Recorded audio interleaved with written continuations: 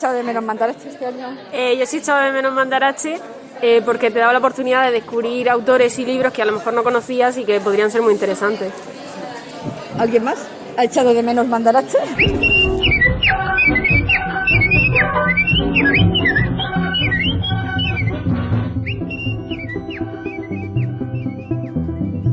¿Qué le ha parecido el libro del Capitán Togones? Me ha emocionado leer cómo habla de la nube. No sabía que nos apreciara tanto. Un gran hombre el capitán. Y cómo le gustaba comer. Gracias a él queda constancia del papel de los españoles en el ejército de la Francia libre. Yo lo que eché de menos en el libro es que hablase de las intrigas entre De Gaulle y los aliados, sobre si entrar o no en París y quién debería hacerlo. El capitán era un militar discreto. No se metía en política, no como nosotros. Paco, tú no querías café, ¿no? No, gracias, me acabo de tomar uno. ¿Cuándo salieron de Kush? ¿Sabían que se dirigían a París? Sí, pero la idea era rodearles y ir hacia el este. Liberar París no entra de momento en los planes de los aliados. Imagino que temían que aquello pudiera convertirse en un largo y costoso combate, como ocurrió en Varsovia. Exacto. No querían una lucha en las calles que retrasase el avance hacia Alemania. Pensaban que una vez liberado el resto de Francia, París caería por sí sola. ¿Y quién pensaba Leclerc de todo esto? El patrón estaba furioso. Por la radio se había anunciado una nueva sublevación en París y las noticias eran confusas. ¿Quién decidió entonces entrar en París? Un prólogo invertebrado. Literatura expandida. Un espacio telemático de resistencia. Esto es Radio Mandarache. Hablemos. Un podcast entre personas que escriben y personas que leen. Radio. Radio Show. Bienvenidos amigos de Mandarache. Estamos en el San Isidoro, Instituto del Barrio de los Dolores. Soy Darío, un alumno.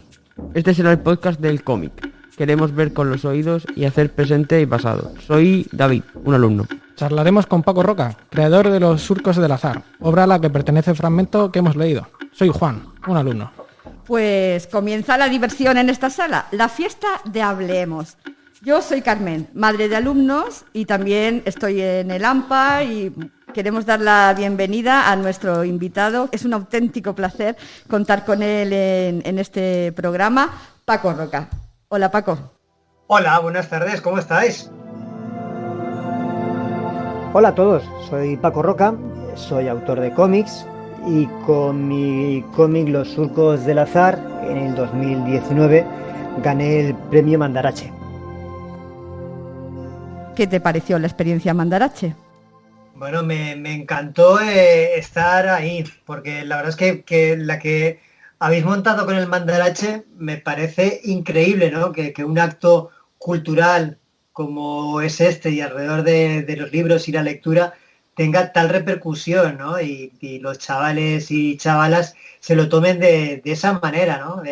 Me impresionó el último día, creo que fue la recibida, no sé si fue cuando recibí el premio o no sé cuándo fue, sí, que habéis montado en un gran auditorio. Sí, la gala de entrega de premios, sí. Vamos, me conmovió porque nunca había visto ningún acto relacionado con los libros, una multitud así. Pareció increíble y la verdad es que siempre pongo de ejemplo, bueno, cómo funciona el Mandarache como algo cultural dedicado a los chicos y chicas jóvenes. O sea, me pareció como algo envidiable y que ojalá estuviese en todos los rincones de España. Esa edición fue especial. Dejamos la novela y nos lanzamos a la novela gráfica y fue una experiencia que para el grupo promotor, para el alumnado, para todo el mundo fue muy novedosa, muy novedosa. La edición de cómic de Mandarache para mí al principio fue un shock. Yo no veía muy factible el hecho de que el concurso de Mandarache pasara por cómic. Me lo imaginaba como los tebeos que tenía mi padre, Mortadelo y Filemón, en casa, y decía, esto quieren enganchar a más gente y no saben cómo. Y de repente llega Los Surcos del Azar. Y llega esa novela gráfica maravillosa en la que con ilustraciones y con los diálogos propios de un cómic te cuenta una historia tan profunda que yo jamás me imaginé que eso lo pudiera hacer un cómic. Para mí Los Surcos del Azar fue un descubrimiento tanto a nivel literario como a nivel personal. Fue una historia, el hecho de que esté basada en hechos reales para mí fue duro, fue importante la historia que cuenta y me hizo entender que si no conocemos nuestra historia estamos condenados a repetirla y que no es justo que haya personas tan valientes y que han luchado tanto por la libertad y por la justicia en nuestro país que ni siquiera puedan volver a casa y estar entre los suyos.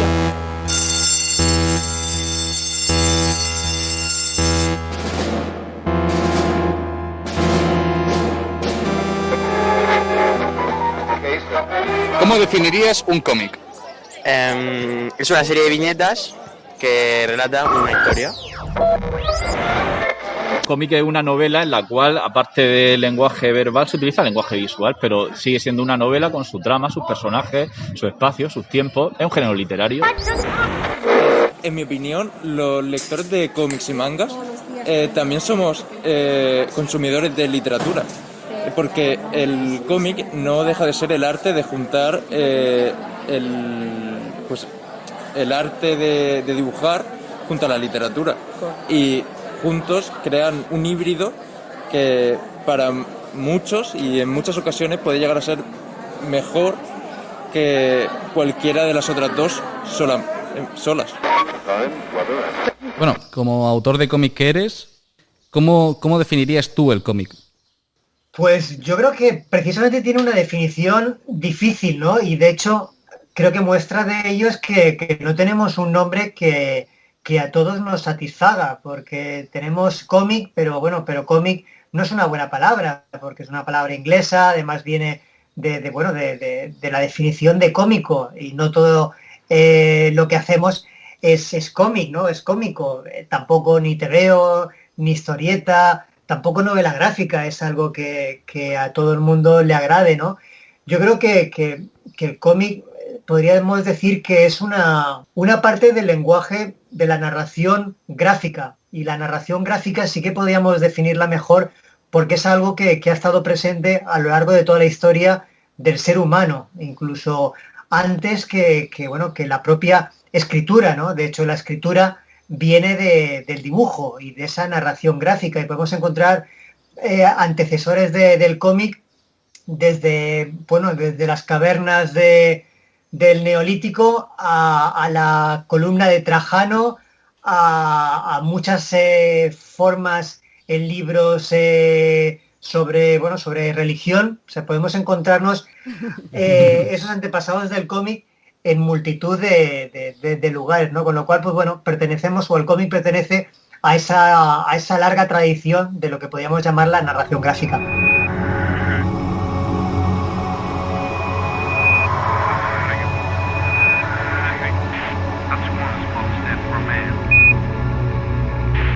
Siempre se ha pintado el cómic como un género, al menos para mí, como un género muy simplista, como que se ha tratado de infralectura, pero en verdad no, o sea... No, lo que pasa es que es verdad que tiene unos orígenes no bastardos, pero es una mezcla de la escritura y del dibujo también, y en un origen, por lo menos lo que entendemos ya como cómic moderno, que aparece en la prensa norteamericana a principios del siglo XX, su origen, digamos que era para la gente analfabeta, digamos, ¿no? Para muchos inmigrantes que llegaban a Estados Unidos sin saber leer el inglés, y que era una forma para ellos como de aprender y demás. Entonces yo creo que por esos inicios del cómic moderno, que el cómic, su origen, que aparece, como digo, en la prensa norteamericana de principios del siglo XX, sí que está dedicado a niños y a toda esa cantidad de gente, inmigrante o no, que no dominaba el lenguaje escrito, ¿no? Yo creo que eso, en cierta manera condicionó desde un inicio la imagen que se ha tenido desde otros ámbitos de la cultura hacia el cómic. Estás escuchando Hablemos, un podcast de Radio Mandarache. Yo quería preguntarte sobre los contextos históricos que aparecen en tus obras, porque se ha sabido que este libro bebe mucho de una historia que además es real. Y pues sabes con qué personaje de historia te quedarías, porque te gusta, te parece curioso, interesante, o sobre todo qué te conecta con la historia. Bueno, pues empiezo por ahí, me conecta con la historia. Yo creo que en primer lugar el interés por conocer más sobre la historia de mi país y sobre todo con el pasado reciente, el que pudieron haber vivido mis padres o mis abuelos, porque también pienso que comprender mejor ese pasado me ayuda a comprender mis familiares que de una forma se podría decir que lo vivieron y lógicamente conociéndolos a ellos me conozco mejor a mí y conozco mejor la sociedad en la que vivo, ¿no? Como una búsqueda de mi identidad, ¿no? Ya sea personal o ya sea social. Con el caso de la 9, la verdad es que no me une directamente nada más allá de la curiosidad por la historia. Llegué a ella de casualidad. Coincidí en el Instituto Cervantes de París con 2 de los excombatientes de la 9 que estaban dando una charla y me pareció, una historia increíble, ¿no? Y ocurría algo que continuamente pasa con la historia reciente de España, ¿no? Que era un episodio que me parecía increíble que no fuese más conocido, ¿no? Que posiblemente de haber ocurrido en otros países, pues imagino que se habrían hecho cientos de películas, novelas, cómics y demás. Pero en España, por determinados motivos, le hemos dado la espalda a un periodo de nuestra historia. Entonces, pues el querer saber más sobre esta historia es lo que me llevó a hacer este cómic. Para mí también los cómics es una forma de aprender. Entonces intento buscar temas que piense que me aportan algo, ¿no? O bien, pues como hablábamos antes, en esa búsqueda de la identidad, o bien simplemente para cumplir pues esa curiosidad, ¿no? Por rellenar una parte de la historia que yo no conocía. Y en cuanto a mi personaje favorito de esta historia, pues yo creo que en cierta forma, aunque imagino que podemos hablar luego de ello, pues sería lógicamente, claro, el personaje de Miguel Campos, que es una mezcla de persona real y personaje inventado a partir de muchos otros personajes reales. Soy profesora de historia y desde la primera vez que este libro cayó en mis manos lo sentí como un libro necesario. Un homenaje en las páginas creadas por Paco Roca, tan tardío como imprescindible. Un reconocimiento que como sociedad debemos a todos los Miguel Campos que se tuvieron que convertir en Miguel Ruiz, a todos aquellos que lucharon por la libertad de su país y sin embargo lo perdieron para siempre. Las primeras páginas situadas en el puerto de Alicante son tan desgarradoras como certeras. La desesperación por el abandono, las esperanzas perdidas, el dolor, la muerte, la incertidumbre ante un futuro sin definir, el miedo. Esta historia, como las historias reales, desviste la guerra de toda imagen idealizada. En la guerra se convivía con la muerte, dejaba de ser el drama de la vida cotidiana, y era preferible ver la muerte del otro. Eso significaba que tú seguías vivo. Pero la guerra también creó amistades inquebrantables más allá de la ideología, la fidelidad entre todos los que lucharon contra el fascismo. En diferentes momentos del libro se refleja la nostalgia por el país perdido, un país perdido de forma literal porque había caído en manos del fascismo y ya no había dónde regresar. La España que salió de la guerra no era la España ilusionada y con grandes esperanzas de futuro de la Segunda República, sino una España triste, oprimida y peligrosa para los que luchaban por la libertad. Es tan gráfica y tan llena de pena esa imagen del barco surcando unas aguas frente a un país al que no puede regresar. La esperanza no se perdió hasta el final, hasta la caída del fascismo en Europa, pero finalmente llegó la resignación y el enfado ante una España abandonada a su suerte por Occidente en manos de un dictador. Y toda lucha loable tiene sus sombras. La lucha contra el fascismo no iba a ser menos. Hay que darnos esos episodios que nos hablan de cómo se apartó los soldados chadianos que habían luchado desde el comienzo para liberar Francia y que finalmente fueron apartados de la entrada en Europa porque no se quería negros en tan importante hazaña. O cómo las mujeres que durante la contienda en Europa buscaban la supervivencia a toda costa, aun teniendo que tratar con los nazis, como hizo toda la población en un momento de hambre y miseria, fueron rechazadas, incluso castigadas, por entregar lo único que tenían para salir adelante, su cuerpo. Y ya llegando al final, decir que el de esta novela me parece maravilloso, porque en muy pocas palabras, en unas contadas imágenes, se nos muestra todo lo que debemos a aquellos hombres y mujeres que lucharon por la libertad. Con toda normalidad, un octogenario habla de la lucha por un ideal, de cómo en el momento que le tocó vivir en su juventud, ser antifascista era tan necesario como respirar. No se consiguió acabar con Franco, pero su orgullo siempre será haber conseguido acabar con Hitler y con Mussolini. Así se lo reconoce el mundo.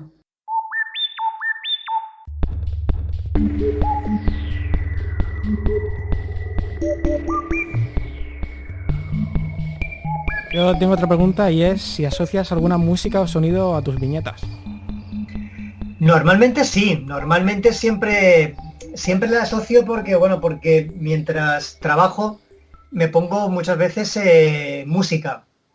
Y hay veces que piensas, bueno, esto sería una buena banda sonora, o simplemente hay veces que incluso como los actores, ¿no? Necesitas meterte un poco en el papel de lo que estás dibujando. Entonces hay veces que me sirve la música, ¿no? Busco música que me lleve a un estado de ánimo determinado, ¿no? Sobre todo en historias más personales, como pudieran ser otros cómics que tengo como La Casa o como Regreso al Edén, que habla de mi historia familiar.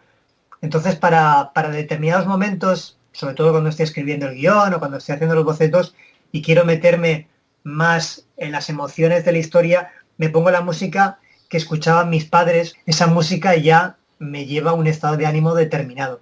En el caso de Los Surcos del Azar, pues bueno, no es directamente una historia personal, entonces pues bueno, todo es un poco añadido.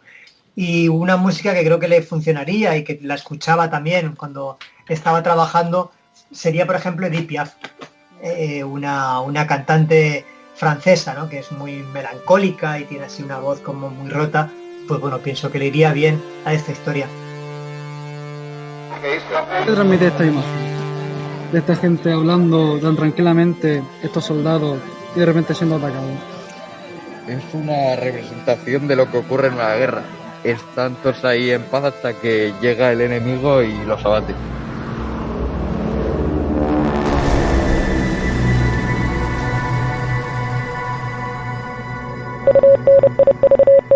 En este proceso creativo a mí me interesa muchísimo, Paco, que es primero el guión, el boceto. Quiero decir, me parece doblemente difícil el proceso de enfrentarse a una novela porque tienes esos dos componentes que tienen que casar, pero no llegan a la vez, ¿no? O sí llegan a la vez. ¿O cómo vas, en tu caso, cómo se desarrolla esa parte? Bueno, hay una parte, yo creo que inicial, que a veces es la más difícil de intentar razonar, que es la de dónde surge la idea, ¿no? Porque en muchos casos, pues bueno, como hablábamos antes, es por haber oído a esta gente, a estos dos excombatientes. Por otro lado, pues el que es un tema que te interesa. Por otro lado, porque piensas que a través de esa historia vas a poder recorrer, digamos, que lugares que siempre han sido especiales para ti en cierta forma, ¿no? Y para mí, pues por ejemplo, desde pequeño, todo lo que rodea al norte de África, a esos fuertes ingleses y franceses, me apasiona, ¿no? Yo creo que quizás fue a partir de haber leído Tintín y los cigarros del faraón, que sucede pues bueno, en Egipto una parte, y aparece, como digo, un fuerte, creo que es inglés. Entonces, pues creo que siempre había querido hacer una historia en la que poder dibujar ese ambiente, ¿no? Entonces empiezas de una forma, creo yo, inconsciente, a pensar que, ostras, pues mira, podría pasar por este lugar, por tal. Entonces, cuando ya sabes que quieres hacerla, vas escribiendo al mismo tiempo que te vas documentando. Vas escribiendo un poco, primero, una especie de esquema de lo que sería la historia, ¿no? Y lo que querrías contar. Pero al mismo tiempo, claro, no puedes empezar sobre todo cuando es una historia como Los Surcos del Azar, no puedes empezar a contar nada hasta que no conoces bien la historia. Entonces era necesario, pues bueno, leer libros relacionados con el tema, pues algún documental que había, hablar con historiadores, intentar comprender toda esa historia, ¿no? Y al mismo tiempo, como digo, para no estar de brazos cruzados, pues mientras te vas documentando, vas escribiendo ese guión que tiene como muchas versiones, ¿no? Hasta que decides que esa va a ser la definitiva. Y una vez tengo ya por fin el guión, lo que hago es dibujar los bocetos, que suele ser, pues bueno, un tipo de dibujo muy rápido, muy sencillo, pero en el que empiezas a construir el cómic, porque hasta ese momento ese guión podía convertirse pues en una novela, en el guión de una película o en cualquier cosa, ¿no? Pero con esos bocetos es cuando empiezas a utilizar, ¿no?, el lenguaje del cómic para contar esa historia. Y para mí esa es la parte quizás más divertida, ¿no?, en la que empiezas a decidir qué va en cada página, ¿no? Que nada es casual. Claro. La cantidad de viñetas que dibujas en una página, el tamaño que tienen las viñetas, el punto de vista que utilices en cada viñeta, nada de eso es casual, ¿no? Y todo va en función de lo que quieres contar. Entonces, una vez terminas con esos bocetos, pues viene otra fase que es la del dibujo, luego viene otra que es la del entintado y luego viene otra que es la del color.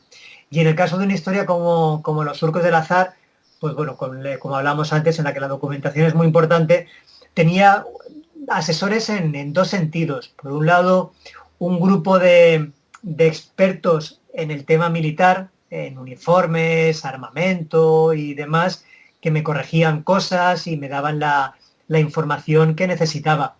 Y luego, por otro lado, en cuanto más a la historia en sí, a los hechos, pues tenía un historiador norteamericano llamado Robert Cole, que trabaja en una universidad en Francia, que debe ser, posiblemente la persona que más sabe sobre la 9, porque lleva muchísimos años estudiando el tema.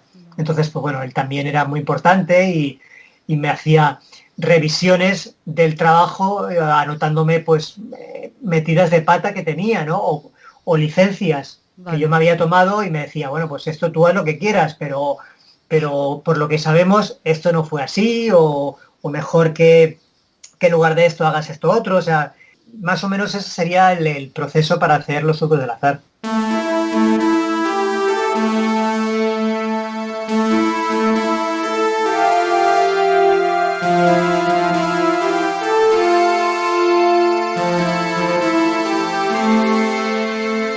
Influencia podría tener sucesos que hayan tenido, yo qué sé, este libro cuando se estuviese escribiendo, cualquier suceso que pasase, ¿qué influencia tiene el presente sobre el pasado? Sobre escribir sobre el pasado. Sí, muy, muy interesante la pregunta, porque de hecho, es uno, creo yo, de los temas del último cómic que he hecho, que se llama Regreso al Edén, ¿no? Lo que intentaba decir es que el pasado es inamovible, el pasado es el que es, pero sí que es cierto que lo reconstruimos siempre desde nuestro presente. Entonces el relato de la historia va cambiando dependiendo de nosotros como personas o como sociedad, ¿no? Como personas nos ocurre a diario, ¿no? No recordamos las cosas igual a una determinada edad que después, ¿no? Intentamos que nuestro pasado siempre coincida con cómo somos en el presente, ¿no? Y que parezca que sea todo como un hecho que nos va llevando de uno a otro hasta el momento actual, ¿no? Y vamos cambiando nuestro pasado para hacerlo coincidir, como decíamos, ¿no? Y las sociedades, en cierta forma, también, ¿no? Lo vemos continuamente como la ideología determina el relato de la historia, ¿no? La historia es la que es la que nos muestran los historiadores, pero la percepción que tenemos en muchos casos depende de la ideología, y la ideología depende del momento presente. Y en ese sentido, yo creo que sí, lógicamente, que Los surcos del azar sería muy diferente de haberlo hecho en ese momento, haberlo hecho 10 años antes o hacerlo ahora, porque lógicamente, más allá de ser un autor de cómic, eres un ciudadano, ¿no? Cada obra es hija de ese momento en particular.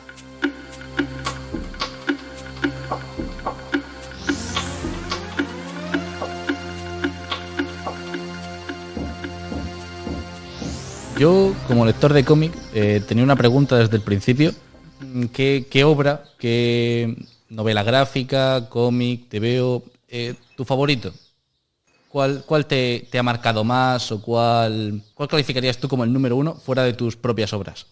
Difícil quedarse solamente con uno, pero quizás me quedaría con Paracuellos de Carlos Jiménez, que cuando lo leí para mí fue muy importante, porque en ese momento todo lo que había leído hasta ese momento pues eran historias, podríamos decir, de aventuras, o bien, pues como decíamos antes, ¿no? O bien Tintín rescatando un gran tesoro del fondo del mar, o bien los Cuatro Fantásticos salvando la ciudad de Nueva York, o Batman salvando Gotham, o este tipo de cosas, ¿no?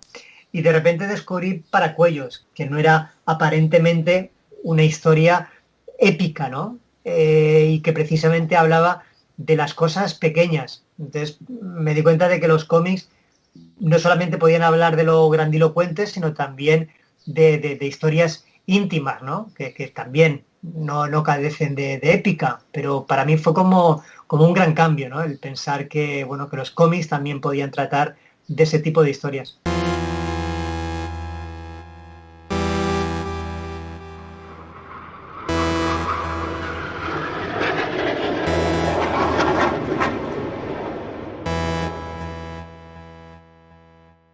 Yo tengo otra pregunta y es sobre escritor de cómics que eres, si has leído algún tipo de manga o...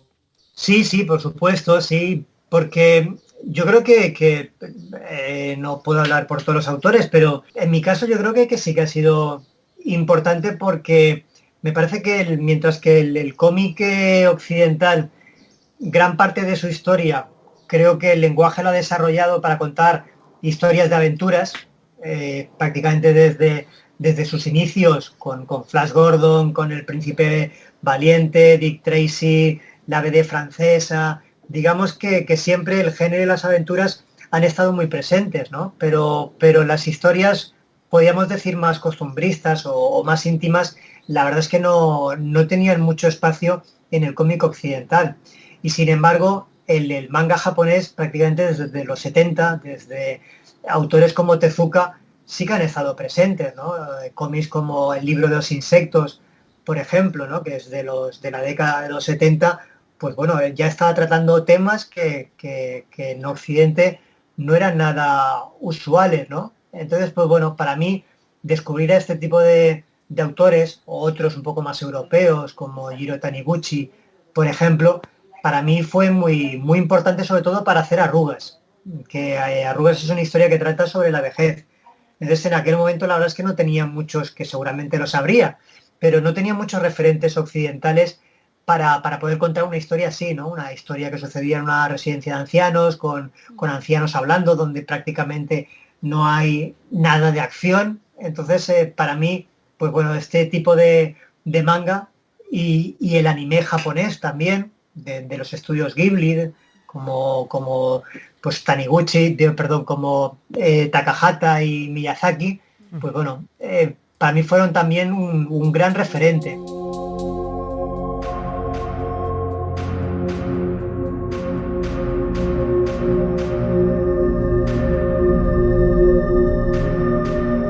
Las obras del estudio Ghibli son preciosas. Son muy bonitas. Sí, y además lo que hablamos, ¿no? Hay de todo. Muchas veces tienen un componente fantástico, incluso historias muy costumbristas como Mi vecino Totoro, por ejemplo, pero en general tienen como una atención con los detalles cotidianos que si nos quedamos en la animación, por ejemplo, no los encuentras en las películas Disney, por ejemplo, o en la animación de esos años occidentales que van más a la trama principal y ya está, ¿no? Sin embargo, en las películas de Ghibli se detienen a comer, a prepararse un bocadillo, este tipo de detalles, a darse un baño, a las cosas cotidianas que en el ritmo de narración occidental pues parece que no tenían cabida. Lo que decían de que Harry Potter era la primera vez que en una película se daba expresión a que alguien estuviese... darle un peso a una escena absurda de una cafetería, por ejemplo. Eso lo hablaba un crítico que escuché hace poco. Sí, claro, yo creo que esas cosas al final son muy importantes, ¿no? Todo esto yo creo que ha ido cambiando en el mundo del cine y, bueno, en general, en el cómic y demás, pero Hitchcock decía una cosa que es verdad, que decía que la ficción se trata de quitar la parte aburrida a la realidad. Y es así, pero también depende de qué tipo de historias quieras contar, porque a veces eso que es aparentemente aburrido o aparentemente sin sentido, a veces aporta mucho, ¿no? Pues cómo un personaje, por ejemplo, se pueda preparar la comida, cómo coma, por ejemplo, puede decir mucho de ellos, ¿no? Entonces son elementos con los que el narrador puede jugar.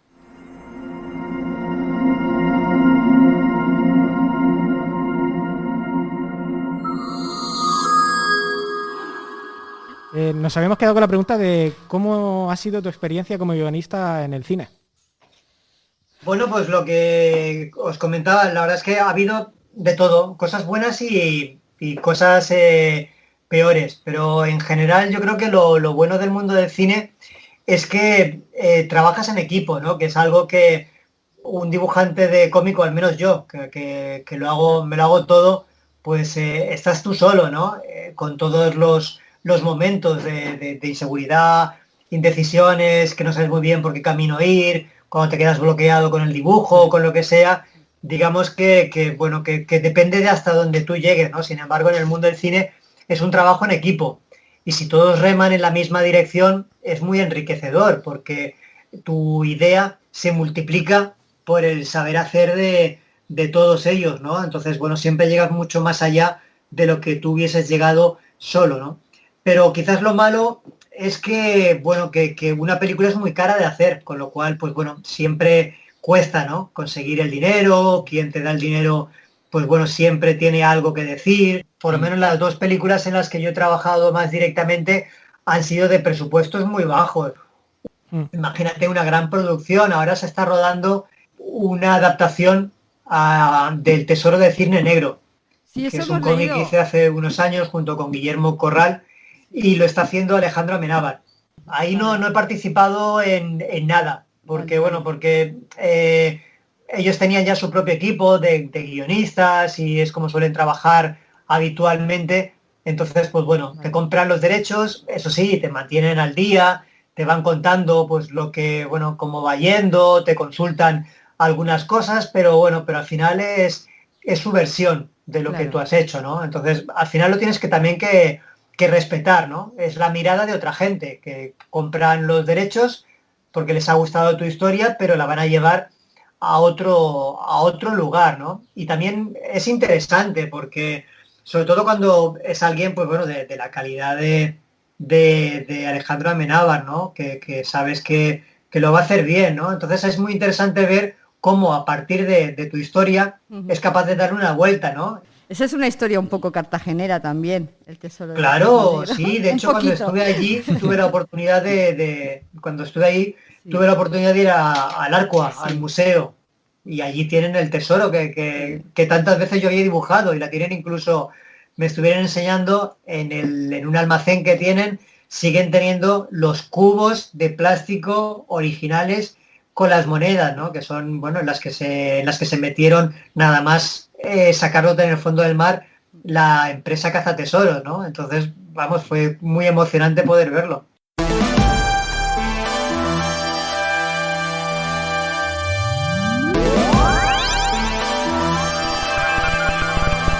Bueno, ellos participaron, Juan y Darío sí participaron en la edición Mandarache cuando estaban los surcos del azar, ¿vale? Sí. Ellos sí participaron. David todavía no, porque estaba en la... Yo estaba en primero, era eso, otra, no... Sí, estaba todavía. No podía votar. Personalmente, mi edición favorita de Mandarache. Sí. Ya ves. Es la única que he estado y me pareció también la mejor de todas. La tuya también ha sido tu preferida. ¿Y a ti, Juan, qué te pareció? La mejor también, como dice Darío. Como yo leo mucho manga y mucho cómic, pues me gustó bastante que fuese un cómic. Los tres, además que yo creo que leyó muchísima gente y mucha gente que, ¿verdad? No lo habéis encontrado, mucha gente que no eran lectores y hubo una participación, tal y como yo lo vi, muy alta. El Club de Lectura de IES San Isidoro es un lugar de encuentro, de intercambio de ideas y de convivencia entre familias, profesorado, incluso en ocasiones alumnado alrededor de la lectura. El club es interesante porque en él se leen libros que quizás tú, por muy amante de la lectura que seas, pues no habrías tenido en cuenta en tus elecciones. Las charlas posteriores a la lectura son muy amenas y en ellas se intercambian opiniones sobre las mismas que nos han dado a conocer puntos de vista diferentes, lo que ha resultado muy, muy enriquecedor. Además, en el club se leen los libros participantes en el premio Mandarache, lo que nos permite al profesorado las charlas posteriores en las clases con el alumnado sobre los mismos. Estos se suelen sorprender al ver que el profesorado y el alumnado estamos leyendo los mismos y en muchas ocasiones los anima a la lectura. Hola, buenos días. Este cómic cuenta la historia que han sufrido y luchado los exiliados republicanos por defender la democracia en Europa en la Segunda Guerra Mundial. Yo pienso que alternar entre el blanco y el negro del presente con el color del pasado ha sido un gran acierto. No soy aficionada a los cómics, de hecho odio los cómics, pero tengo que reconocer que tiene unos dibujos estupendos y una forma de contarnos la historia original y amena. Muchas gracias a todos, un beso. Para mí, Los surcos del azar de Paco Roca fue un gran descubrimiento, ya que muestra la historia desde un punto de vista diferente, mucho más dinámico y, por supuesto, más didáctico. Al igual que el manga es solo blanco y negro y el tebeo más clásico es en color, tú has elegido un estilo de diseño entre ambos mundos. En lo que es todas las escenas del mundo moderno siempre tienen un tono en blanco y negro, y todas las escenas del pasado, de la 9 y de la historia de Miguel, tienen un tono en color y además en varios tonos. Sí, bueno, a mí en general me gusta el color. Tengo muy pocas historias que no sean libros que no sean en color. En este caso, pero bueno, el color siempre es un elemento narrativo, al igual que lo es el dibujo o lo es el texto en sí. El color también, ¿no? Te sirve para contar y para hacer énfasis con las cosas.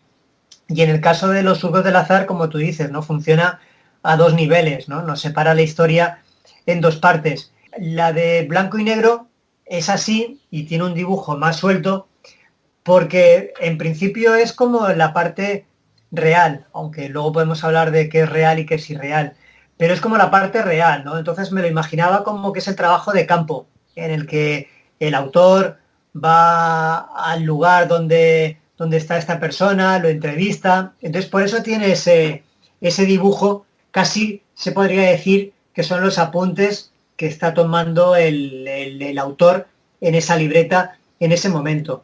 Sin embargo, todo esa historia que le están contando, digamos que es el trabajo final, el que hará una vez vuelve a su casa y se pone a trabajar con ello, ¿no? Entonces, sirve un poco para diferenciar estas dos cosas, ¿no? Y por otro lado, también quizás para hablar también de lo que hablamos antes, ¿no? De que el presente es como mucho más vaporoso en ese sentido, ¿no? Sin embargo, el pasado es lo que se reescribe, ¿no?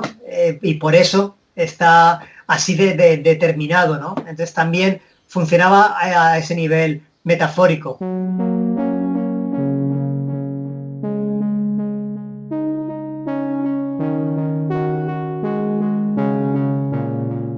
Yo quería preguntar sobre el límite entre lo que es real y lo que es artístico, por así decir, es decir, alguna parte de la novela que tú digas, mira, me he documentado sobre esto y sé ciertas cosas, pero hay otras cosas que no. La ficción dentro de la realidad, por así decir. Yo siempre tengo presente que yo no estoy haciendo un libro de historia, es decir, lo mío es una historia de ficción.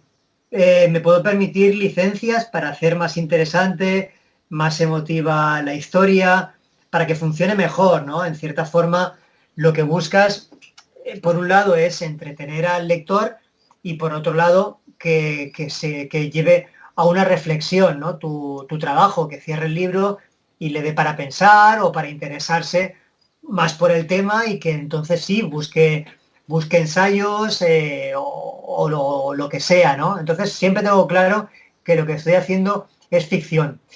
Pero en el caso de Los surcos del azar, intenté que aun novelando todo lo que estaba novelando, fuese muy fiel a la realidad, ¿no? Y también pues por eso el interés de tener un historiador o varios, dependiendo de la parte de la historia que estuviese tocando, para que me echasen una mano. Y siempre que había algo que no cuadraba lo que yo pensaba hacer con lo que era la realidad, en la mayoría de los casos me dejé llevar por la realidad, porque una de las premisas que me puse con esta historia es que, aun siendo novelado, como estaba diciendo, sí que fuese como un acercamiento muy respetuoso hacia los acontecimientos y que si la gente, un lector se lo leía, no tuviese una idea equivocada sobre la 9.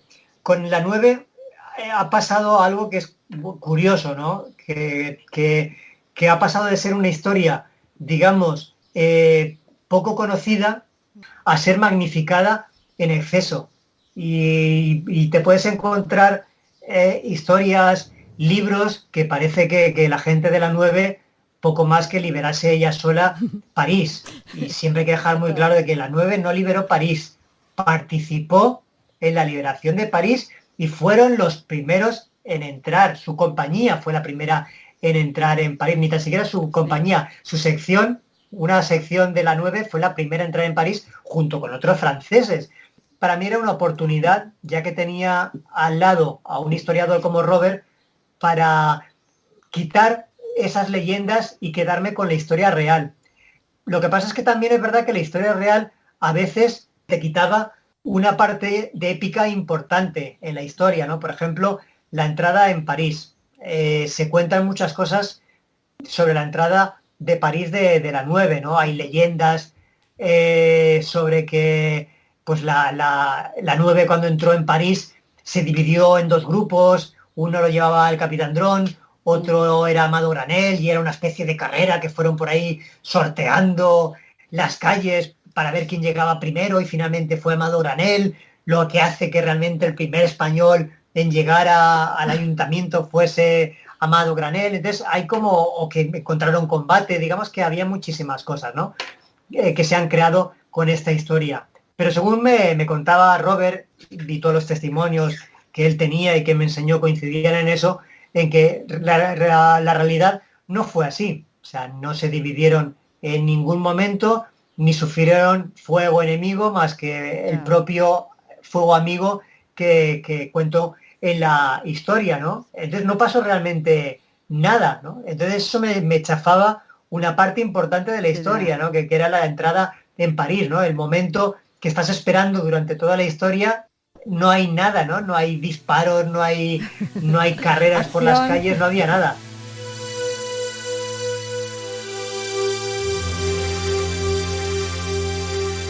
Vosotros antes habíais oído hablar de la 9. Yo creo que en general aquí, y no hablo solamente de los alumnos, para los adultos también, los adultos que en los clubs de lectura leímos esta historia, era algo totalmente desconocido. O sea, nadie sabíamos nada de esto. Nada. Era como... No, claro, yo creo que eso también dice mucho de nuestra sociedad española, ¿no? Pues que es peculiar, ¿no? Es, bueno, ni mejor para unas cosas, igual peor para otras, ¿no? Y en cuanto a la memoria reciente, pues bueno, tenemos una amnesia obligada por unas determinadas cuestiones que ha hecho que algo de lo que nos deberíamos de sentir orgullosos todos los españoles, como son este grupo de republicanos españoles, pues la mayoría venían de haber luchado en la República, pues bueno, nunca dejaron de luchar contra el fascismo y aunque en España no lo consiguieron, pero al menos las democracias de Europa, pues bueno, existieron gracias a gente como ellos, ¿no? Que lucharon contra el fascismo. Claro, porque en Francia tiene más reconocimiento los republicanos españoles que en España. Sí, claro, porque ellos no han tenido 40 años de dictadura, que su origen es un totalitarismo fascista, ¿no? Entonces, pues bueno, eso ha condicionado mucho a nuestro presente. Sin embargo, pues bueno, fuera de España, ese tipo de mitos del franquismo, pues no, lógicamente no han calado en la sociedad, ¿no? Con lo cual, pues bueno, tienen mucha más simpatía. De hecho, la bandera republicana española forma parte de las banderas que se homenajean el día de la liberación de París. ¿Qué viñeta es la más impactante? Pues a mí me gustaron mucho las de transición de una historia a otra, las que, por ejemplo, muestran la intimidad y el interior del protagonista, las que dan paso de un capítulo a otro. Por ejemplo, hay una en la que aparece una mesa camilla con una jaula, que es el pajarito al que alimenta el protagonista ya en su vejez. No sé, pienso que tienen mucho que decir de él, de su carácter y de su mundo, del mundo que tiene en la actualidad el protagonista. Yo destacaría esas de transición de unos capítulos a otros.